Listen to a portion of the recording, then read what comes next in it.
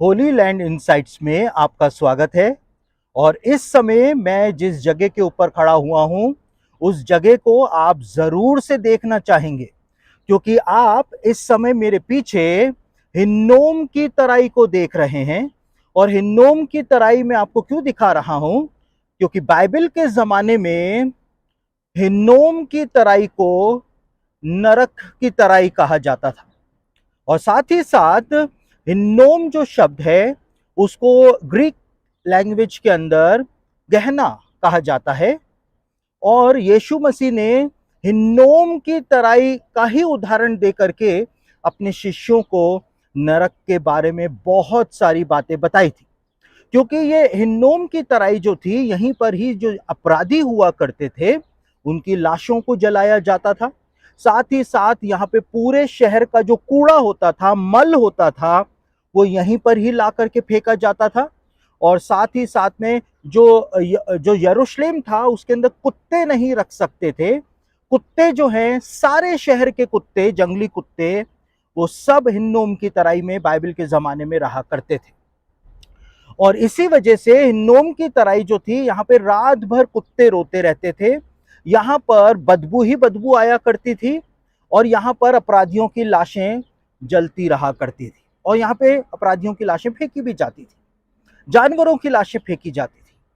तो जब हवा चलती थी यहाँ से और यरूशलेम की तरफ यदि हवा का रुख होता था तो हिन्नोम की तराई से एक सड़ी हुई बदबू जो है वो हवा के साथ यरूशलेम जाया करती थी, जो यरूशलेम के निवासी जिसको बर्दाश्त नहीं कर पाते थे।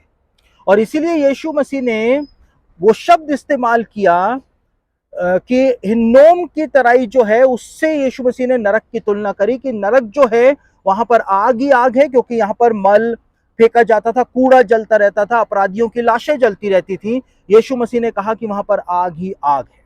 यहाँ पर अंधेरा रहा करता था, कुत्ते रोते रहा करते थे, बदबू आती थी। यीशु मसीह ने नरक की तुलना इस हिन्नोम की तराई से करी थी। लेकिन जो बात मैं आपको दिखाने जा रहा हूं, ये हिन्नोम की तराई जो है, इसमें आप उस जगह पर जहां पर वो बस खड़ी हुई है वहां पर आप देखेंगे तो ये वो जगह है जहां पर यहूदा इस्करियोती ने आत्महत्या करी थी। ये वो जगह है। आज वहां पर एक चर्च बनाया हुआ है उस जगह को मार्क करने के लिए कि यहूदा ने उस जगह के ऊपर आत्महत्या करी थी। और लिखा हुआ है बाइबल के अंदर, नए नियम के अंदर, कि जो 30 चांदी के सिक्कों में यहूदा इस्करियोती ने यीशु मसीह को बेचा था, उन सिक्कों को वो मंदिर के अंदर याजकों के सामने फेंक गया था।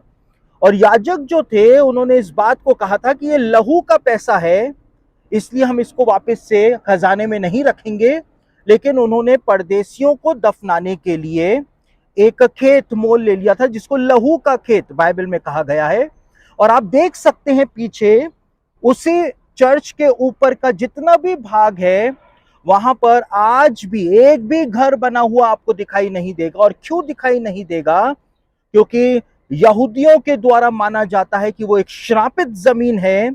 और इसीलिए वहां पर आज की तारीख में भी यरूशलेम के अंदर रहने के लिए जगह नहीं है, यरूशलेम में घर बनाने के लिए जमीन नहीं है, लेकिन उसके बावजूद इस जगह को खाली छोड़ा हुआ है। क्यों छोड़ा हुआ है? क्योंकि इजरायली गवर्नमेंट का नियम है कि वो जगह जो है वो श्रापित है।